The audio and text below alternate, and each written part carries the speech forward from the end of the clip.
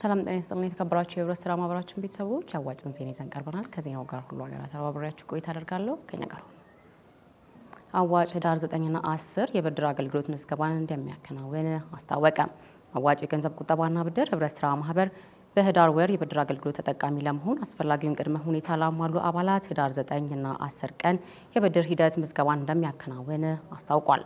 አዲስ አበባ ከተማ አስተዳደር ውስጥ የሚገኙ አባላት ሜክሲኮ በሚገኘው ዋናው ቢሮ እንዲሁም በክልል የሚገኙ አባላቶቻችን ደግሞ በሚቀርባቸው ቅርንጫፍ ቢሮዎቻችን መመዝገብ የሚችሉ መሆኑን በአዋጭ ምክትል ዋና ስራ አስፈጻሚ ኦፕሬሽን አቶ ዳባ ጋዲሳ ተናግረዋል።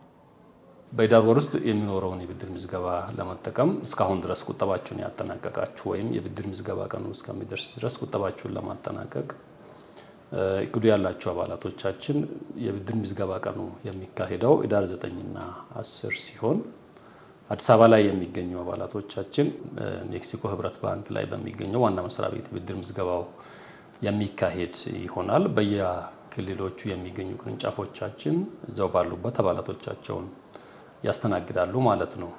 በዚህ መሰረት አባላቶቻችን ለብድር ምዝገባው ከመቅረባችሁ በፊት ማሟላት የሚገቧችሁ ዋና ዋና የሚባሉ ጉዳዮችን ለመጥቀስ ያክል፣ አንደኛ ዝቅተኛውን የዕጣ መጠን ማሟላት ይጠበቅባቸዋል። አንድ የህብረት ስራ ማህበር አባል ተብሎ ብድር ለመውሰድ ዝቅተኛው የዕጣ መጠን የሚባለውን 10,000 ብር ማሟላት መቻል አለበት። በዚህ አጋጣሚ ማስታወስ የምንፈልገው ነገር ቢኖር ለብድር ምዝገባ የሚቀርቡ አባላቶቻችን ብቻ ሳይሆን አጠቃላይ እያንዳንዱ አባል ያለውን የዕጣ መጠን በማየት ምናልባት የያዘው የዕጣ መጠን ከ10,000 በታች ሆኖ ከሆነ በየሚቀርበው ቅርንጫፍ ጽሕፈት ቤት በመቅረብ ከቁጠባው ላይ ወይም አስፈላጊ በሚባለው አማራጮች ገንዘቡን በማስገባት ዝቅተኛውን የዕጣ መጠን መያዝ መቻል አለባቸው።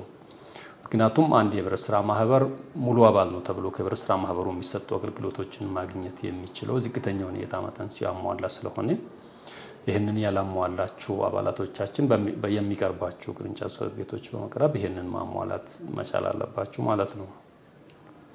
ሌላኛው አባላቶቻችን ለብድር ምዝገባው ከመቅረባቸው በፊት ማሟላት ያለባቸው እንደሚታወቀው ለብድሩ የሚያስፈልጋቸው እንደየብድሩ አይነት የተለያየ ሊሆን ይችላል። የቁጠባ መጠኑ የቁጠባውን መጠን ማሟላት ነው። ምናልባት ከዚህ በፊት ቆጥቦ ጨርሶ ደብተራቸው ላይ ያላስሞሉ ካሉ አብዛኛው ሰው በባንክ በኩል ገንዘቡን ስለሚያስተላልፍ ይሄንን በሚቀርባቸው ቅርንጫፍ ጽሕፈት ቤት በመቅረብ በትክክል ደብተራቸው ላይ ማስሞላት መቻል አለባቸው ማለት ነው።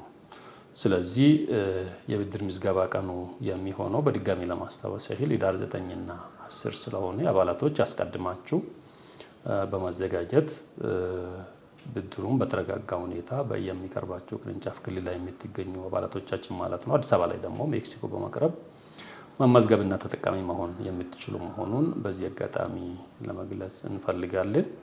ምናልባት ከዚህ በተጨማሪ ሌሎች መረጃዎችን እንፈልጋለን የሚል ሰው ካለ በ6326 ነፃ የስልክ መስመር በመደወል መረጃውን መጠየቅ ይችላል። አሊያም በሚቀርበው ቅርንጫፍ ጽሕፈት ቤት በአካል ቀርቦ የሚያስፈልጉትን መረጃዎች መጠየቅ ይቻላል።